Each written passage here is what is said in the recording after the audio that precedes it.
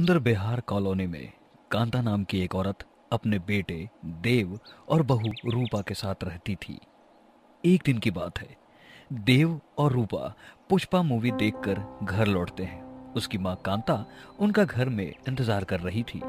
अपने बहू और बेटे को आता देख गुस्से में बोलती है, अरे कहाँ गए थे तुम दोनों मुझे बिना बताए? अरे कहीं नहीं माँ, वो रूपा की तबीयत खराब थी इसलिए डॉक्टर के पास गए थे। तभी देव को टोकते हुए रूपा कहती है, कोई जरूरत नहीं है बताने की कि हम कहीं भी गए हों। तुमसे मतलब? ओहो, ज्यादा बकवास मत कर, सीधी तरह बता कहाँ गई थी मेरे बेटे को लेकर। एक बार बोली ना मैं नहीं बताएगी तो नहीं बताएगी। रूपा हूँ रूपा, झुकेगी नहीं साला। यह सब बोलकर रूपा कमरे में चली जाती है। रूपा की अजीबो गरीब बात सुनकर कांता के तो होश ही उड़ जाते हैं और वह देव से कहती है, क्यों बेटा देव, कहाँ गए थे तुम दोनों? और ये बहू को क्या हुआ? अजीबोगरीब बातें कर रही है। अरे कहीं नहीं माँ, वो रूपा की तबीयत खराब थी इसलिए डॉक्टर के पास लेकर गया था। इतना बोलकर देव भी कमरे में चला जाता है और कांता अपने मन में बोलती है, इसकी तबीयत तो मैं ठीक करूंगी कल। अगली सुबह कांता नाश्ते का इंतजार कर रही होती है। काफी देर इंतजार करने के बाद जब नाश्ता नहीं आता तो कांता आवाज लगाकर बोलती है, अरे कहाँ मर गई महारानी, सुबह सुबह नाश्ता कौन देगा? कांता के पुकारने पर भी रूपा नहीं आती तो कांता रूपा के कमरे में जाती है और देखती है कि रूपा घोड़े बेचकर सो रही होती है। कांता गुस्से में उसे उठाते हुए बोलती है, रूपा, रूपा बहू उठो, ये तुम्हारा मायका नहीं है जो 11-11 बजे तक सोती रहोगी, उठो। यह सुनकर रूपा लेटे लेटे कहती है, मुझे सोने दो सासू माँ, मुझे और सोना है। कांता के जगाने के बाद भी रूपा नहीं उठती तो कांता उसके मुंह पर पानी डाल देती है। रूपा अचानक उठ जाती है। गुस्से में चिल्लाते हुए वो बोलती है, किसकी इतनी मजाल जो अपन पर पानी डाला, छोड़ेगी नहीं साला। रूपा ध्यान से देखती है तो उसके सामने उसकी सासू माँ खड़ी थी और वो कहती है, अपन की मर्जी, अपन जब तक सोएगी किसी के कहने पर नहीं उठेगी साला। इतना कहकर रूपा दोबारा सो जाती है। यह सब देखकर कांता को कुछ समझ नहीं आता कि क्या हो रहा है। अपनी बहू के पुष्पा बनने के बाद उसे खुद ही नाश्ता बनाना पड़ता है और सारा काम खुद करना पड़ता है। ऐसे ही एक दिन दोपहर के वक्त दोनों सास बहू आराम से बैठे होते हैं। तभी कांता से पानी का गिलास उठाते समय गिलास नीचे गिर जाता है। कमर दर्द के कारण कांता झुककर गिलास नहीं उठा पाती तो रूपा से कहती है, रूपा, अरे मुझसे गिलास गिर गया है, उठा तो जरा, मुझसे झुका नहीं जा रहा। मुझे सब मालूम है, आप मुझे अपने कदमों में झुकाने के लिए सब कर रही हो, है ना? लेकिन मैं रूपा हूँ रूपा, किसी के आगे झुकेगी नहीं साली। रूपा उल्टा जवाब देकर अपने कमरे में चले जाती है और कांता हैरान होकर बोलती है, मेरी बहू के अंदर लगता है किसी भूत चुड़ैल का साया आ गया है। कुछ दिनों से बड़ी अजीबोगरीब हरकतें कर रही है, कुछ तो करना पड़ेगा मुझे इसका।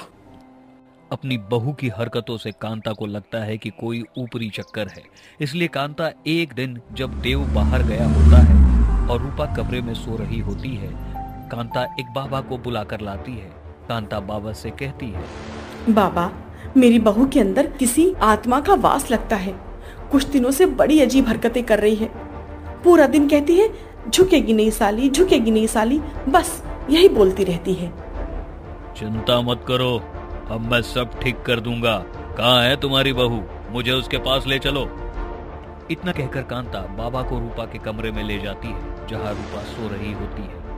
बाबा अपने मंत्रों का जाप करने लगते हैं और अपने हाथ में लिए हुए भभूत को रूपा के मुंह पर फेंकते हैं। भभूत पड़ते ही रूपा अचानक से उठ जाती है और गुस्से से बोलती है, माँ जी, ये सब क्या हो रहा है? और ये ढोंगी कौन है? तुम्हारी बहू के अंदर कोई बदतमीज चुड़ैल का साया है, इसको निकालना जरूरी है। अरे ओ सब्जी मंडी के सड़े हुए टिंडे, अपनी खैरियत चाहता है ना तो निकल ले यहाँ से, वरना छोड़ेगी नहीं साली।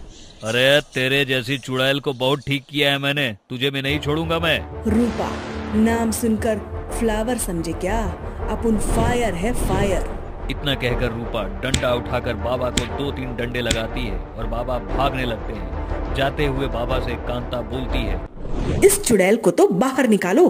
पहले मैं बचूंगा तभी ना निकालूंगा, भागो रे भागो यहाँ से। बाबा तो भाग जाते हैं। उसके बाद रूपा गुस्से में कांता से बोलती है, सासू माँ, आज के बाद ये सब हुआ तो आप भी बचेंगी नहीं। इन बाबा के साथ आपको भी बाहर भेज दूंगी। रूपा हूं मैं, रूपा, किसी के आगे झुकेगी नहीं साला। अगले दिन कांता देव से कहती है, देव बेटा, रूपा को क्या हो गया है? इतनी अजीबोगरीब हरकतें कर रही है कुछ दिनों से। अजीबोगरीब हरकत मतलब समझा नहीं माँ। उठ जाएगी तो बोलेगी मैं बैठूंगी नहीं साली। झाड़ू लगाने बोलो तो बोलेगी मैं झुकेगी नहीं साली। बर्तन धोने बोलूं तो मैं घिसेगी नहीं साली। पता नहीं बहू को क्या हो गया है। मुझे तो लग रहा है किसी चुड़ैल का साया है, इसलिए मैंने बाबा को बुलाया और इसने उन्हें भी मार भगा दिया। इतना कहकर कांता वहां से चली जाती है और देव मन ही मन कहता है, लगता है रूपा जब से ये पुष्पा मूवी देखकर आई है तब से ही ये सारी हरकतें कर रही है। अगर माँ को पता चला ये सब पुष्पा मूवी का असर है तो माँ मुझे और रूपा दोनों को कभी बाहर जाने ही नहीं देगी। इतना सोचकर देव रूपा के कमरे में चला जाता है और देखता है कि रूपा पुष्पा की हरकतें कर रही होती है। फिर देव कहता है, रूपा तुम पागल हो गई हो क्या? तुम्हारी इन हरकतों से माँ को कितना बुरा लग रहा है। माना माँ तुम्हें डांट दिया करती है पर वो दिल की अच्छी है, प्लीज उन्हें इतना भी परेशान मत करो प्लीज। देव के काफी देर समझाने के बाद रूपा को अपनी गलती पर पछतावा होता है और वह अपनी सासू माँ से माफी मांगने उनके पास जाती है, जहां वह दोनों देखते हैं कि टीवी पर पुष्पा मूवी देखकर कांता भी पुष्पा की हरकतें कर रही होती है और अपने मन में बड़बड़ा रही होती है, इसी को देखकर तो मुझे परेशान कर रही थी, अब मैं भी झुकेगी नहीं साली। यह सब देखकर दोनों हैरान हो जाते हैं और कहते हैं, अब हम बचेंगे नहीं साला। अब तक रूपा के ऊपर पुष्पा का साया था तो कांता परेशान हो गई थी, लेकिन अब कांता के पुष्पा बनने पर रूपा का क्या होगा? क्योंकि सास हमेशा बहू से 2 कदम आगे होती है। स्टार कार्टून टीवी को फ्री में सब्सक्राइब करें और बेल आइकन दबाना ना भूलें, जिससे हमारी सभी वीडियोस की नोटिफिकेशन सबसे पहले आपको मिले।